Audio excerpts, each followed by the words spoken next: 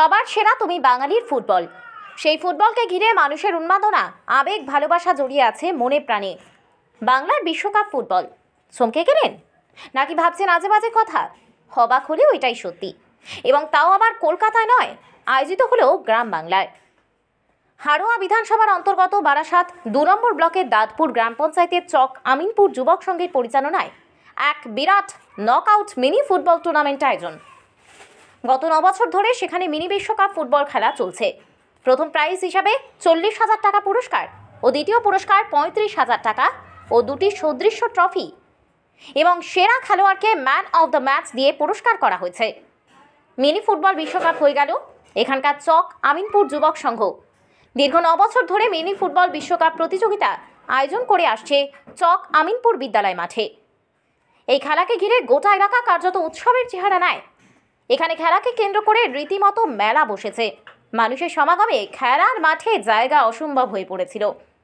এই খেলায় উপস্থিত ছিলেন উত্তর ২৪ পরগনা জেলা পরিষদের বনভূমির কর্মাধ্যক্ষ AKM ফারহাদ ও দাঁতপুর গ্রাম পঞ্চায়েতের প্রধান মনিরুল ইসলাম মনি ও দাঁতপুর গ্রাম পঞ্চায়েতের উপপ্রধান আব্দুল হাই ও চক আমিনপুর যুবক সংঘের ক্যাশিয়ার সাদ্দাম হোসেন ও এছাড়া ক্লাবের সকল সদস্য ও স্থানীয় সকল নেতৃবৃন্দ এবং কর্মীবৃন্দ, গ্রামবাসীবৃন্দ উপস্থিত ছিল এই খেলায়। আর এই খেলার মাঠে আমাদের এই চক আমিনপুর এখানে যে ছেলেরা খেলা দিচ্ছে, এরা প্রতি বছরই দেয়, এবং এই খেলার মাঠে ব্ল্যাঙ্কেট, শীতবস্ত্র, বিভিন্ন রকমের পোশাক মানুষকে প্রদান করে। খুব ভালো, কারণ তৃণমূল কংগ্রেসের কর্মীরা এই কাজটাই করে, যে কোনো মানুষের সঙ্গে থাকা, মানুষের পাশে থাকা। বাংলার মানবিক মুখ্যমন্ত্রী মমতা বন্দ্যোপাধ্যায়ের ভাবনা নিয়েই আমরা মানুষের সঙ্গে থাকি। আমরা থাকি মানুষের সঙ্গে, আর ওরা থাকে টিভির পর্দায় আপনার বাতেলাবাজিতে আর মিথ্যে কথা, মানে যারা মুখ খুললে মিথ্যে কথা, আর আমাদের কথা হচ্ছে বেদবাক্যের মতন। বাংলার মানবিক মুখ্যমন্ত্রী তিনি যেটা বলেন সেটাই করেন। তাই খেলার মাঠে খেলা হবে, আর ২০২৪-এ মানুষ এই এমন খেলা খেলবে যারা এই মিথ্যেচারিতা, এই ফেরেববাজ, এদের উপযুক্ত জবাব কিন্তু মানুষ দিয়ে দেবে গণতান্ত্রিক পদ্ধতিতে এবং রাজনৈতিক প্রেক্ষাপটের নিরিখে। রানিং আমি আছি ক্লাবের সেক্রেটারি, সহ সেক্রেটারি বা আরও অনেক সদস্যবৃন্দ আছে। প্রতি বছর ওরা আমার পাশে দাঁড়ায়।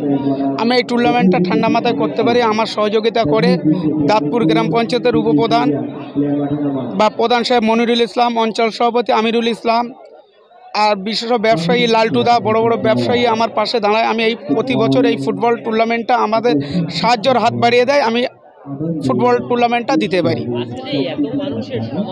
ভালোবাসে এই টুর্নামেন্টটা বড় হয়, যেন আশপাশে কোনো ফুটবল টুর্নামেন্ট হয় না। সারা মানে ২-১০টা অঞ্চলের মানুষ এখানে খেলা দেখতে আসে।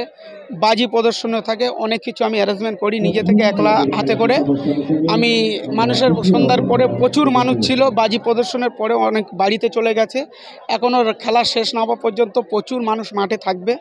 তা আগামী দিনের বার্তা হলো, এছাড়া আমি আগামী কেশিয়ার যতদিন থাকবো চক আমিনপুর যুবক সংঘ, এত বড় ফুটবল টুর্নামেন্ট আরও দিনে দিনে আমি বড় টুর্নামেন্ট করার আমার ইচ্ছা আছে।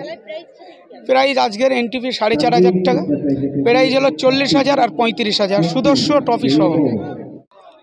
বর্তমান সমাজ যে যুবক, এখন আমি চাইছি যে একটা ফুটবলের মধ্যে আসুক। ফুটবল একটা খেলা হলো, এটা একটা অঙ্গ, ফুটবল একটা খেলার অঙ্গ। তো এই জন্য আমি চাইছি ফুটবলের দিকে ফিরুক সব। আমার নাম MD সাদ্দাম হোসেন, চক আমিনপুর যুবক সংঘ, কেশিয়ার।